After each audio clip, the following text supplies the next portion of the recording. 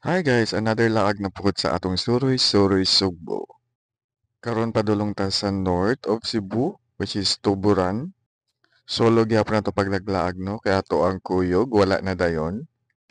Pero sige lang kay naamatay tripod. Mao kini ang dalan sa Danau, padung na ta sa north. So ato lang i-time lapse no kay para dili kay taas-taas ang video.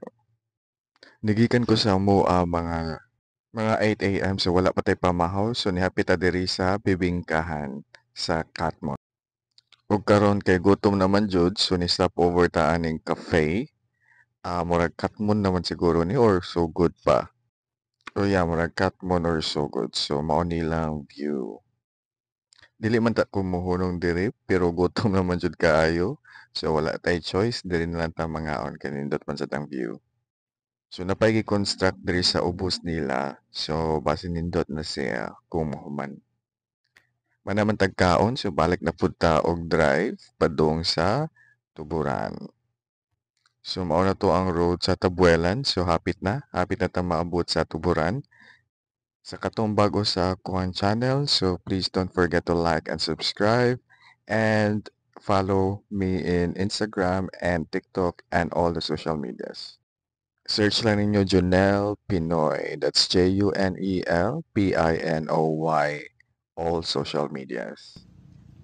Ug karon naabot na ta sa aton destinasyon. So mao kini ang Mantawihan Spring sa Tuburan, Cebu. So tapit ra ni sa kalsada, dali ra gid kay matultol, makagamit ka og Waze, Google Maps or unsa pa nang maps nimo dira bisan manual. And this is the pathway going to the spring. So suya man kita sa social media no kay nindot gid kay ang tubig tin-aw and mao ni naabot na kita aning lugar sa Mantawihan Spring.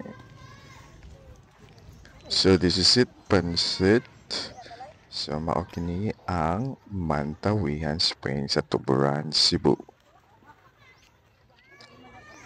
Naay nangaligo o I think ang tubig is mataas pa pero sa pagkakaron is mubo pa. So dili pa kayo siya lawom, nindot na to kung lawom na siya. Ayan, tanaw lang sa ta video for documentation. O para sa dinyo na amoy reference.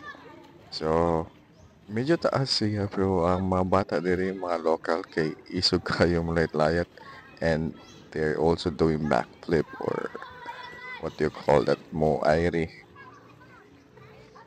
Siguro lawom na para sa ilaha pero for me dili pa ako satisfied sa kalawom so di sa tamo ambak. And of course solo raman ta so daplin lang sa ta.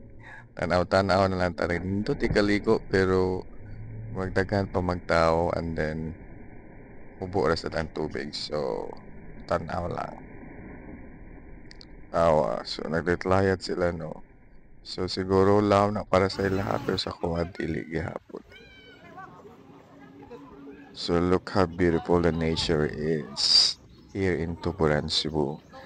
This is only one of the spots or one of the springs in Tuburan. So there are a lot of springs in Tuburan. So you can also try the Blue Hole, the Giwanon, and a lot of more. So I think na pa yung mga spots nga wala pa nang discover. So depende na nimo kung ganahan kay discover. Okay, so picture sa tano, video, selfie, kay kita raman usa. And along the way, I saw this spot very nice. So sa Blue Hole Spring napunta, so mao ni ang Blue Hole Spring, daghan kay siyang tao. So I think mao ni siya ang commercialized gid nga spring sa Tuburan. Mao na to, thank you, daghang salamat og amping kanunay. Bye!